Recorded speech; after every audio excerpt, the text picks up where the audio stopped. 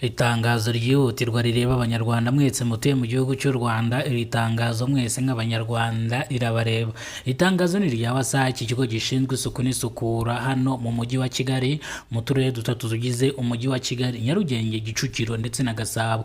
WASAC yatangaje ko amazi mu mujyi wa Kigali mu minsi 5 iri imbere amazi agiye kubura nibura umunsi wose, ndetse yagaragaje ko impamvu amazi agiye kubura mu mujyi wa Kigali hari imiyoboro y'amazi barimo bagura kugira ngo abaturage bose babone amazi. Intego WASAC yiyemeje nuko mu mwaka wa 2026 buri muturage wese amazi azaba yageze mu rugo rwiwe.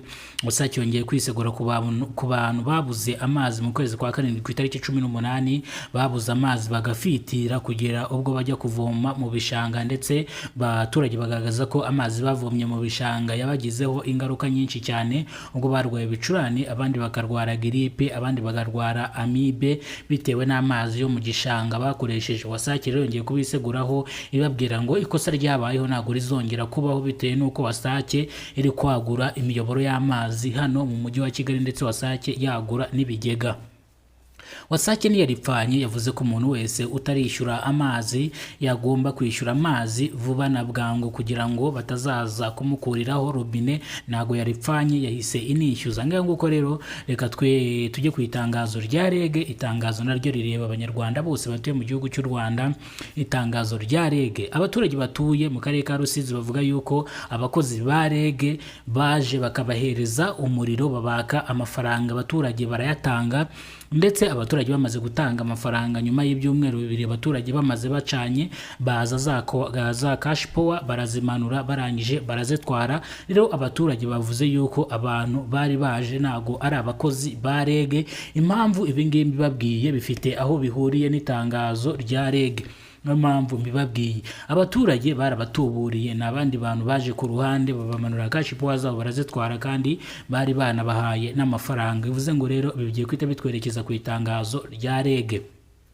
REG yatangaje ko abaturage bagomba kujijuka, kubera ko REG, umuntu wese ukorera REG nago ajya yaka amafaranga, cyane cyane ku baturage batishoboye iyo bari kubamanikira amakashi power. Yatangaje ko rero abantu bose bahura n'abatubuzi bakabaka amafaranga kugira ngo bahereze cash power, ndetse abo bantu ntibazabahereze amafaranga. Umukozi wa REG agomba kuza akareba inyungu z'umuturage, akamuhereza konteri, ndetse abaturage bakabesiterera amashanyarazi kugira ngo bacanire ubuntu.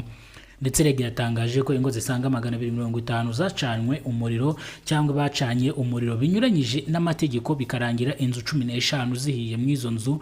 Ndetse yongeye kwibutsa abantu yuko mbere yuko babesiterira bajye babanza bashake umukozi wa REG aze asuzume iyo station bakoze nimba ari iya nyayo, kugira ngo wa muriro bawurahure bawukura kuri cash power bagenda bawushyira mu matsinga kugira ngo barebe ko iyo nzu nta kibazo yazagira. Yongeye kwibutsa abanyarwanda rero yuko bagomba kuba maso mu mikorere no mu mitekerereze.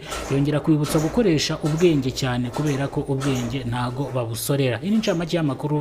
Nimba aribwo bwa mbere ugize ko no muyoboro wa Kidasamuna TV Rwanda, kora subscribe, ufungura inzogera kugira ngo uzajye ubasha kubona amakuru mu gihugu cy'u Rwanda kandi yizewe. Reka amakuru yacu tuyahire ku itangazo rya WASAC, ikigo gishinzwe isuku n'isukura hano mu gihugu cy'u Rwanda. WASAC yatangaje ko amazi hano mu mujyi wa Kigali nibura ku wa 5 amazi azaba yabuze. Niyo mpamvu WASAC yashyira itangazo hanze kugira ngo abaturage bose bazavomere amazi mu bigega, abandi bavomere mu majerekani, kubera ko imiyoboro y'amazi bazaba barimo bayagura. Ni mu turere dutatu tugize umujyi wa Kigali: Nyarugenge, Kicukiro ndetse na Gasabo. Niyo mpamvu WASAC yaje gushyira itangazo hanze. Niyaripfanye ese yishyuza n'abantu batarishyura amazi ko bakwishyura amazi vuba na bwangu kugira ngo batazabakuriraho konteri zabo. WASAC yongeye no kwisegura ku bantu babuze amazi mu kwezi kwa 5 mu kwezi kwa karindwi ku itariki zisanga 20 ko babuze amazi bakajya mu bishanga, ndetse ayo mazi bavomye mu bishanga akaba yarabagizeho ingaruka. Bamwe barwara ibicurane, abandi barwara grippe, abandi barwara na amibe. Bivuze ngo rero WASAC yongeye kubiseguraho ibasezeranya yuko batazongera kubura amazi ukundi.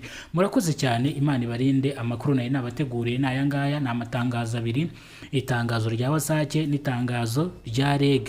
Bivuze ngo nimba nari bwo bwa mbere ugeze kuno muyoboro, reka nkubwire incamake.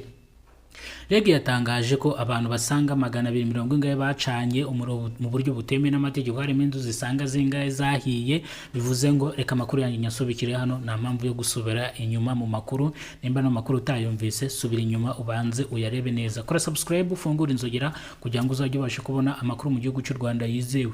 Nongeye kukubwira ngo aya makuru wasanga kuri Kidasamura TV Rwanda no kuri BTN TV Rwanda. Bivuze ngo hose turakorana. Murakoze cyane. Imana